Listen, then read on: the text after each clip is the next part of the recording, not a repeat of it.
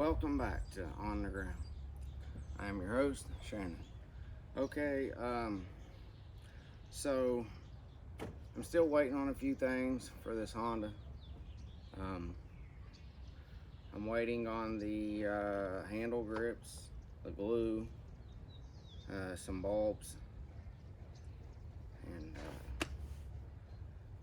some. I gotta get some other stuff. I want to wash it real good. I don't know if I'm going to wash it. Today's a good day to do that, but I don't know if I'm going to do that today because I don't really have a water hose or a pressure washer. But I probably just wash it with some Dawn. I got that engine degreaser. Uh, but I think I'm going to need to clean out the carburetor. Seems that when I started, I need to give it a little bit of throttle, a little bit. I need to check I'm not really sure how much fuel is in it. Maybe if I put some fresh gas a little bit in it, it might work better. But I mean, this thing was used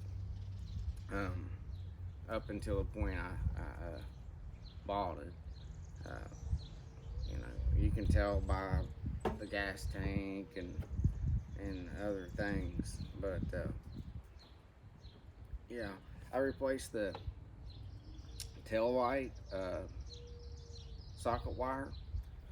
It was broke and corroded a little bit, but I reused the same bulb. It's just the wire and socket.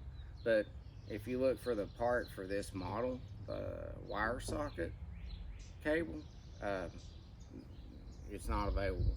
But I found that Honda ATVs in and around that time, like a 300EX, the Sport Quad, they uses the same cable, same socket, same bulb. It's a 5 watt, 12 volt bulb. So that which leads me to the point that some of the parts that you might not be able to get for this model, you may be able to get with another model around the same year range, because they probably did use some of the same parts.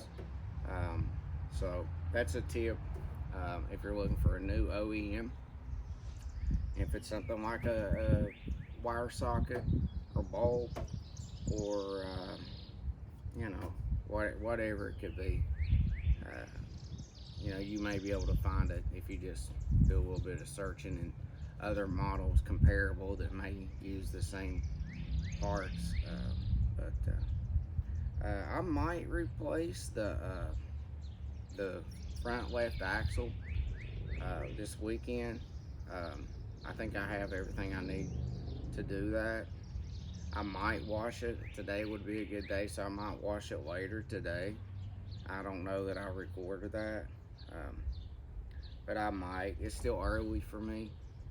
Kind of tired. I didn't really sleep too many hours. But this is me just kind of talking about some stuff. But yeah, when I take the tank off to adjust the valves, I might as well go ahead and take out the carburetor and clean it thoroughly. Since I'm going to adjust the valves, do a compression check, maybe before and after I adjust the valves. Clean the carburetor, take it apart, clean it out good, replace any seals if I find that it needs some. But I'll have to wait till I take it apart to really inspect it. Degrease the engine, do a compression check, change the oil filter, change the spark plug, and we'll see where we're standing on that after that. And the front left axle, the brakes, I just started up and ran it down the back alley here a few times. The brakes, I believe, are sticking. So I got new pads, I got some brake cleaner, and some brake fluid over here, Honda. So we'll check the reservoir, master cylinder. Um, we'll check the lines, the seals. We'll flush the lines, or bleed the brakes. Check the pads, change them out. Check the cables. Um, see what all may be necessary. I tighten them up a little bit, but they squeak. Um, but you know, let's see, the shocks. They seem okay. There might be a little play in the handlebars. We'll check that. See if there's any bushings or adjustments need to be made. We'll check the steering, the tie rods, and we'll check the ball joints when we take the wheels off. Check the axles. We'll check to see if there's any greasing it needs done. I may need to get some more oil, because I'm pretty sure the transfer case uses the same oil as the engine. So I just maybe need to buy another quart or something of that. I considered using synthetic, and I may switch to synthetic for the winter up here, due to the fact that it just gets so cold. And the synthetic, it's got additives that's better for them low temperatures. I got an air filter. The air filter in this seems okay. I don't know if I'll swap that out or just put this one in there. It's a UNI, but I do have a Honda genuine OEM filter. I might put that on. We'll just see. I might just hold on to it till later. You know, if it's not broke, don't fix it. More or less, I'm just kind of doing a service of this. I don't know that I'm going to do any kind of painting. I may inspect the welds and stuff, both on the frame and this. I might spray some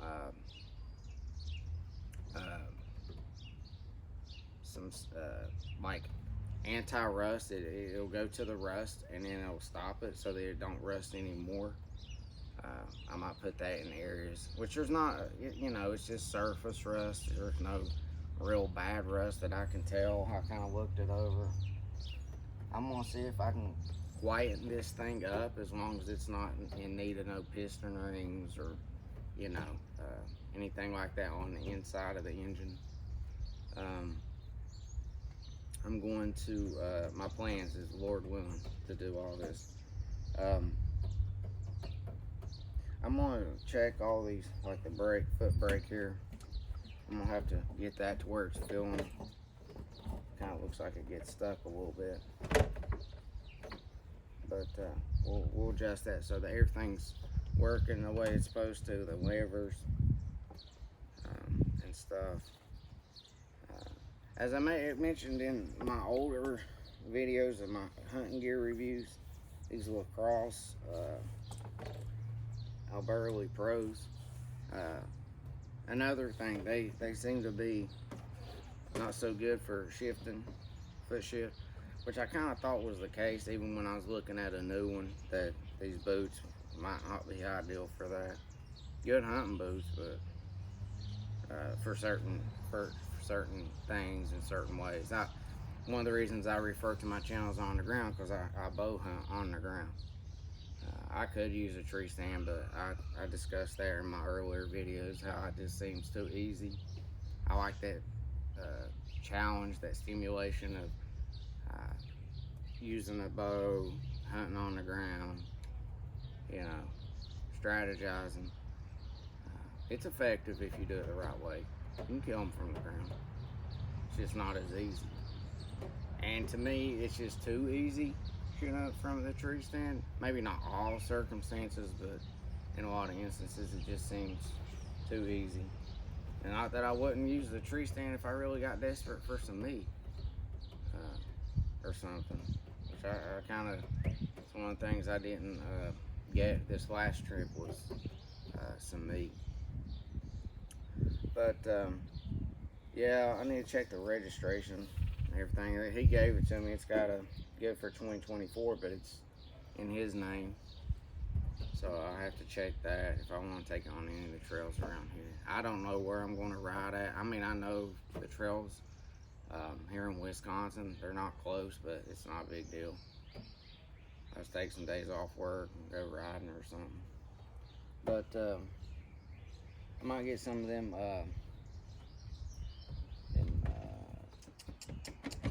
like rivet pins or whatever you call them. Kind of. This one seems like it could use a couple on this side. Maybe a couple screws to put it back to the fenders back to just holding together better, not so loose. That's just some tape. But I need to get some rubber things here so this don't rattle around so much. I do see that it's been hit here in the front, so I need to do a double check on the frame. I don't think it's necessary to do any real work to that. It's alright if it's dented some. It goes off-road. I mean, sometimes you gotta hit trees, you gotta move trees with the machine, and you're gonna go around and hit stuff. So, I mean, there's no reason to really replace that unless you need it. I mean, it's going to end up looking like this for the most part unless you baby it, even when you buy them new. So. But yeah, I also want to talk, and somebody hacked my computer. I'm not 100% sure, but you know, it was some of that malware, spyware, and what that is it's kind of like it's not a virus per se, it's a way that allows for hackers to get on your network. Like, they got my private IP address, so they can get on my whole network, go deep into my computer, my machine, and steal any passwords, any bank account information, any credit card information, your passwords for your Google accounts, your emails, everything. They can access and monitor everything you do. Obviously, it's illegal, but so I'm gonna have to change all that. I already disconnected the hardwire, so they can't get anything more. But I'm gonna have to change a lot of stuff and replace and change the whole operating system, everything. Get my own private IP address, a new one. Change my information so that it does not reflect my actual identity and information, so they can't use that. I mean, people can commit fraud and use your information and make it appear like you did it. They can frame you for crimes. You know, they can steal your money and fill out false applications and all kinds of stuff using your information. So there's a variety of things they can do. And another thing is getting a different email, a secure email, where those emails are encrypted, encoded, and locked, so that, you know, you have to unencrypt them. If I believe I'm telling you correctly. So all that's going to have to be changed. I may have to change my a lot of stuff. My phone number, my Google account. It's all got to be changed. I don't know if I have to change my YouTube. I might, but you know, I may have to build a whole new computer just to make it secure from the ground up. I know how to build computers, but I'm gonna have to work on some of the programming and background setup of security and setting up a VPN and secure IP address and stuff like that. I think I'm done with Windows. Maybe it's just there's a different way with Linux. It's oftentimes, in most cases, a lot more secure, and there's a lot of different things you can do differently. You know, nowadays you have to keep a lot of your, you have to provide a lot of this information with this place, that place. They want your email, your phone number, your physical. I mean, you know, this ain't just anything. This is a lot of places. It's just a part of what they require in this day and age. So you have to have all that, and they need that information. Uh, and you don't always know if it's secure. I mean, you can try to reduce and eliminate the threats that exist, but you really have to secure that stuff, and it's worth taking the time and doing it, and really getting you a not just a new email, a very secure provider that provides emails. So do your research. Be careful what you put on your computer, unless you know computers and you know, but make sure you know and do this, because I had security and all that, and they still got into my system. Uh, According to the tech people with Microsoft, they claim that ever since the pandemic, they have, it's probably more than tenfold what hackers have done, and the kind of spyware that's out there. It's constantly changing, so they have to constantly update it. And Windows is somewhat vulnerable. I don't know 100% how that it got on there, but I had been prior seeing a lot of suspicious emails. But they, I've learned to discern it. If I didn't order something and they're supposed to be a UPS or a FedEx package, don't open it. I mean, it may look legitimate, but if you didn't order something that would be shipped by FedEx, don't even take the chance, because it's a scam. Well, it's not necessarily a scam. It's you open that email and then it automatically lets them into your computer and your system, so you can't even open the email.